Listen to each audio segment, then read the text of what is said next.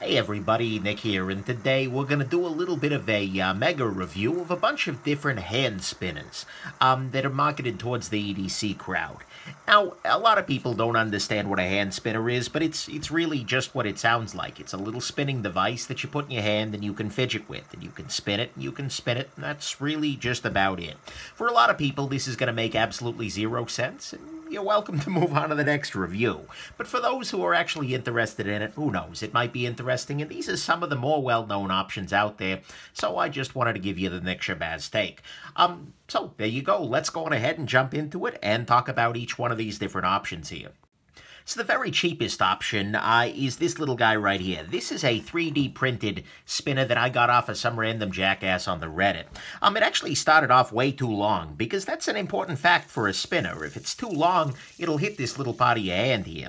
And so I actually needed to sand down the outside of the spinner in order to get it to fit in my hand. It had funky spikes on the outside. So I actually own this guy. I paid like 20 bucks for it, and, you know, it's okay. It's got some nice features, and that it spins resting on a table. I kind of like that personally because it allows me a different means of fidgeting with it. Maybe as I'm mousing with the other hand, it allows, you know, that's kind of a nice thing. It also offers multiple places to fidget from. You can not only use the central sort of thing, but you can do one of these things with it. You can use these bearings, and it makes it a different experience here. And it kind of increases the novelty of it. There's not just one thing you can do with it. That said, in the grand scheme of things, it's not a stellar spinner. I mean, the spin times are just not super impressive, and as you can probably hear, it's a little bit louder, whoa there, than some of the spinners are, especially if there's something up inside the bearings there. So, there you go. Let's go on ahead and move on. Next on the list here is another inexpensive option. This is by Restless Hands Toys. I think they're on Etsy. And this is called the TriSpinner Fidget Toy version 2. It's 20 bucks, which is absolutely fine, and this is on loan from my buddy Minnesota Knife Guy, so thanks Minnesota. And this has a couple of compelling things. Like I said previously, it does spin resting on a table, which is a nice thing. It's got these multiple places to fidget from. The spin times on it are actually pretty good. They're, you know, moderate. It's not like an, oh my god, long-term spinner, but, you know, it does just fine. And the build quality of it seems okay. I mean, it's a chunk of plastic at a fundamental level, and, you know, I wouldn't necessarily want to have this in my pocket sitting on it all day long. But, you know, the build is A-okay. And actually, I like this spinner a lot. It's a very nice balance to me of low cost at 20 bucks, and yet you still get some performance, and, you know, I like the size, I like the weight, etc. So that's a nice option. Moving along here, this is the PolarisAT, I'm not quite sure, Troika spinner. This guy goes for 50 bucks, roughly, and thanks to my buddy JF Blades EDC for sending this little guy along. This is the most expensive of the budget spinners at 50 bucks on the top here. But the thing is, in a lot of ways, it's a good performer. You get very nice spin times, absolutely 100%. This has very, very nice bearings. In fact, I think it has the same bearings as on the Torqbar and the Rotablade down here. So the spin times on it are very, very excellent. If you want to experience high-end spin times, but you don't want to pay $1 million for titanium, this is not a bad approach. Unfortunately, it does not spin sitting on a table. There is nothing else you can really do with it. It's got these balls here, but they don't spin within there. I gather this was just like injection molded around the balls. And, you know, all it really does is this. For me, that's a little less satisfying, and the fact that it's still made of plastic makes it a little bit, I don't know, you're not getting the build quality of your higher-end stuff. So this is kind of in a weird middle place. It's a great spinner if what you're after is long-term spins, but it may not be the best spinner for you in the long term here. Next on the list is this little guy. This is the Rotablade Stubby. And although they're not available in this exact configuration, an all-brass model runs you about 120 bucks. And I want to thank my buddy Hand Spinner Review Spot. He's on Instagram and he's got a Facebook page for sending this little guy along. This is in many ways this may be my favorite. I'm not 100% sure about that. But it spins very nicely on a table, which is a beautiful thing. It also doubles as a cigar stand. Apparently, if you stand it up, you can put a cigar on there. I don't know why you need a cigar stand, but I don't smoke, so that's probably why I don't know that. This is a heavier spinner than many of the other ones here. That's another thing to keep in mind. Whereas, you know, this guy comes in at, 1.7 ounces. This guy, which is pretty light, comes in at 1.1. This guy slams down on the scale at 2.4 ounces. That's a fair amount of weight to be carrying around for your hand spinning. So if you're an ultralight backpacker and you want a hand spinner, this isn't going to be a choice. But the thing is, this has probably the best overall spin times of the ones that are on my table. And of course, these are all going to be in different states for maintenance and whatnot. Who knows? Maybe the other one's better. But nonetheless, I'm pretty happy with the performance on this little guy. It is big, and it is also a little bit on the thick side, but it's very, very nice, and it's also, frankly, nicely made. It's a simple thing done well. It's easy to take apart for cleaning. You just twist these guys apart, and next thing you know, you've got access to the bearing here. Beautiful, beautiful, beautiful thing. So that's the Rotablade Stubby here. Let's move on as soon as I get this little guy back together. Didn't bother with the full disassembly video for these. So next in line here is the Vorso Flat Top version 1.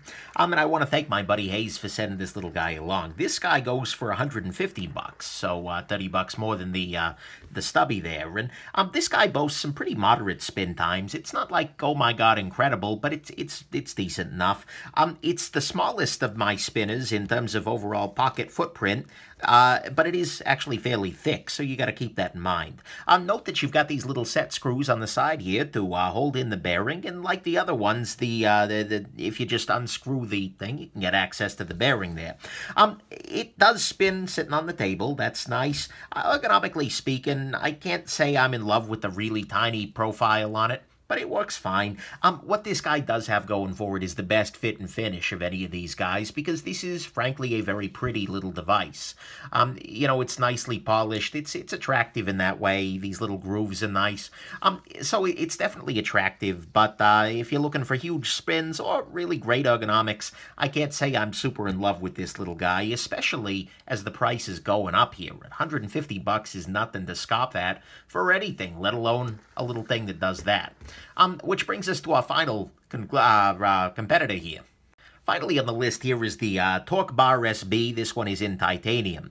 Thanks to my buddy JF Blades EDC for sending this little guy along.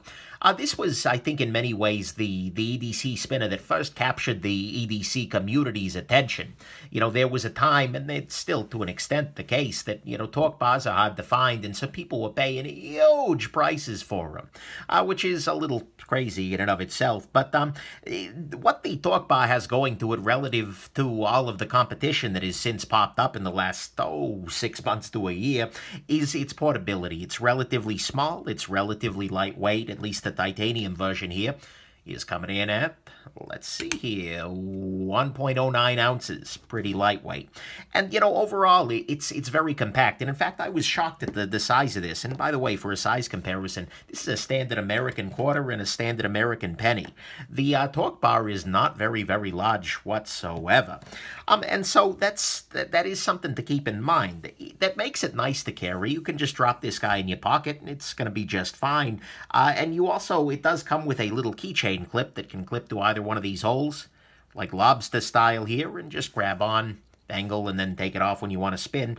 But that's really what this has going for it, is that portability, as well as kind of the fact that it was one of the very first to come in there. Spin times on it are fine. It's okay. It's in the middle of the pack. It's not the greatest spinner ever in terms of length, but, you know, it's not terrible either. It doesn't spin on a table. I mean, it spins on a table, but you got to make it spin. The construction on it is honestly not all that super interesting to me. It's a chunk of milled titanium, and that's fine, but, you know, it's not blowing me away either. And then on top of all that, the price on it is just obscene. You're looking at $200 for this little piece of metal that spins, well, it does exactly one thing. It spins like that. Actually, I guess it spins the other direction as well. But holy crap, man, really? Really? And considering it's not the best performer either out of the group, it just strikes me as, well, it's leaving me entirely cold. So that's the last of these guys. What's the final conclusion? Final conclusions here. First off, for a lot of people, these don't make any sense at all. That's not your audience. And I'm going to do a Nick's take on hand spinners just to go there, for the people who don't get it at all. Second thing is that there are really two classes to these. There's the plastic ones that show it off and the metal ones that are really like a more fancy version.